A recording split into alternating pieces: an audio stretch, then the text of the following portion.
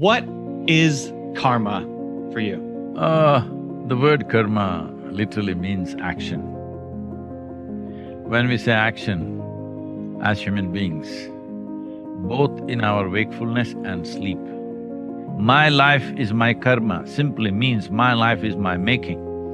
So, when you see that my life is my making, then you will see how you want to be.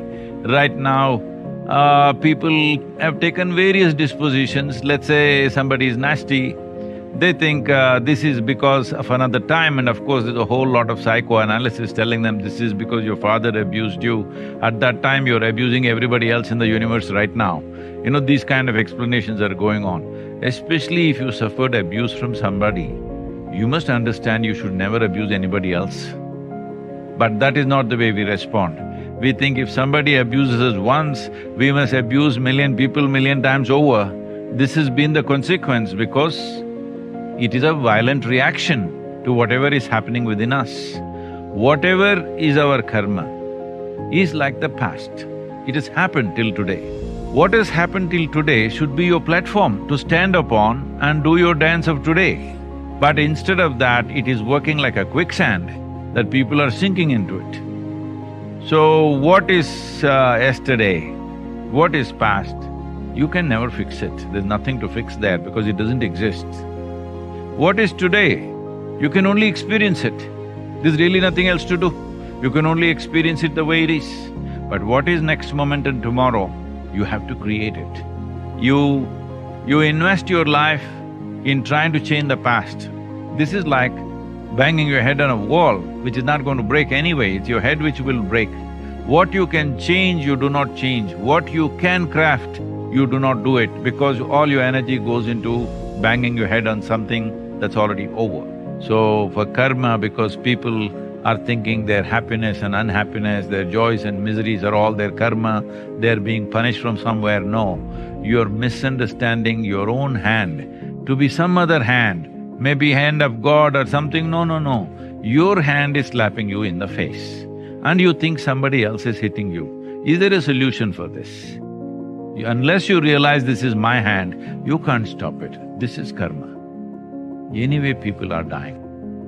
It's not people means not other people. You and me are dying right now. The process is on. One day it'll be complete. Well, I'll bless you with a long life, but we will die, all right? We are mortal.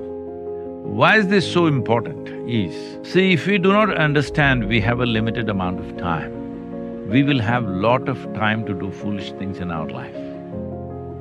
If we understand we are on a limited lease of time, as we sit here, our life is ticking away. It's not time which is ticking away, our life is ticking away.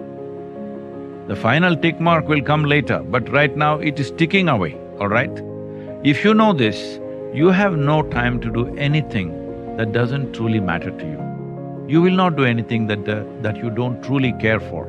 If you, me and everybody starts doing only what we truly care for, this is a wonderful world to live. The problem is too many people are doing things that they don't care for. You know, most people are immortal, this is the problem. They think other people die. They don't understand they die, you know. This is a time we must understand our karma, our present karma is most important. When I utter the word karma, people always think in terms of fate. No, karma means action, my responsibility. The greatest thing about a human being is we can conduct everything that we do consciously. See, in many ways, if you look at yourself or if you look at human nature, what are we doing? We are born like any other creature. We grow up like anybody else, any other creature. We survive, we eat, we reproduce, we die one day, just like any other creature. Only significance is we can do all this consciously. That's a world of difference. That is all it is. If you don't do that, if you don't do it consciously, I think evolution has been wasted upon you, really wasted. So karma means this. This is a movement from unconsciousness to consciousness. This is a movement from fanciful belief systems to responsibility. This is very, very important. My life is my karma means I'm 100% responsible for the way I am right now. I'm peaceful, I'm joyful, I'm miserable, I'm in a horrible state, everything is me. If I know this, I will naturally live my life in such a way, it will be elevated. But if I think because of you I'm miserable, well, one thing I will stay miserable, another thing is if my misery gets too bad, I want to kill you. This is what is happening. This is what is happening in the world every day. Either I want to kill myself or I want to kill you. We don't really need any external situations to cause misery to ourselves. When we cause misery to ourselves, and if I think my misery is because of you, I want you dead. If I can't have you dead, maybe I'll kill myself or I'll do something else. You see, every other day somebody is going and just shooting random people. Why? Extreme misery, isn't it? Deep levels of anger, frustration is there to such a point, you don't mind who you kill, you know?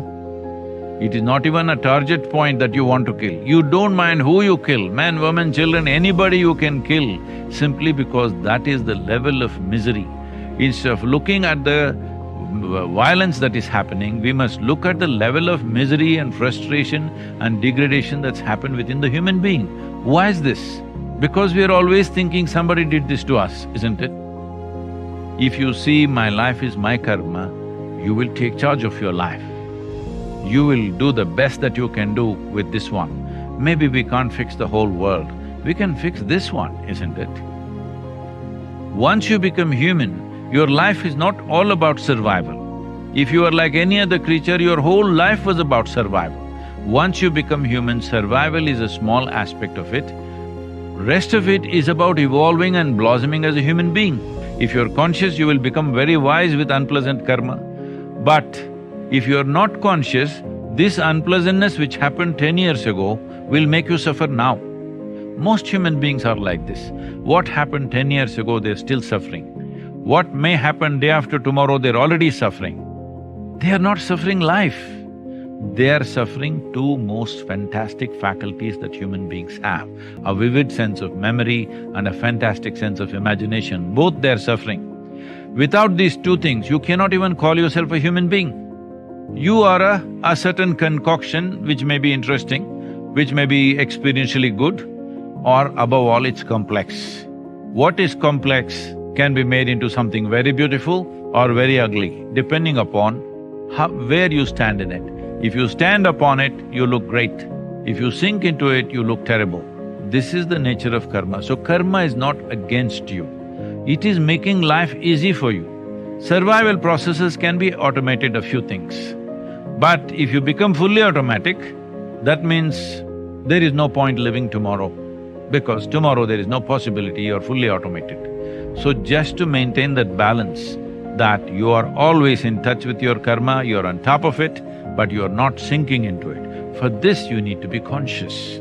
If you're not conscious, you will become fully swallowed by your own automation. You'll tend to become like a machine. This has happened to a whole lot of adults.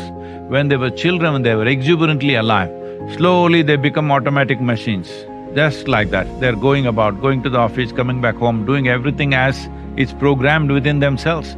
Programmed by themselves, but still, whether somebody programs it for you or you program it for yourself, once you're fixed into the program, you're just an automation. You said something that I don't like, now I want to abuse you. Just wait. Just a minute you wait and you will see, you yourself will see how senseless that reaction is. But most people don't have that little time. You say something, I'll say something, immediately, because there is no time gap. That means time is not needed for consciousness. But if you are very unconsciously reacting or you're very compulsively reacting, a little space will make a difference. Once you become human, you're eating, you're breathing, you're sitting, you're standing, everything should become conscious. If it becomes conscious, you will see there is no ordinary human being on this planet. Every human being will become an extraordinary human being. Everybody has this possibility. The only problem is, right now, they are programmed software. Whatever the world throws at me, Will I go through it joyfully or miserably is entirely my choice. There is simply no two ways about that. So I am saying what we do is not all ours, but how we experience this life is 100% ours. Planets and stars, which are inanimate objects in the universe, should not decide the destiny of who you are, because you are a conscious human being. If you are a conscious human being, you will determine the destiny of who you are.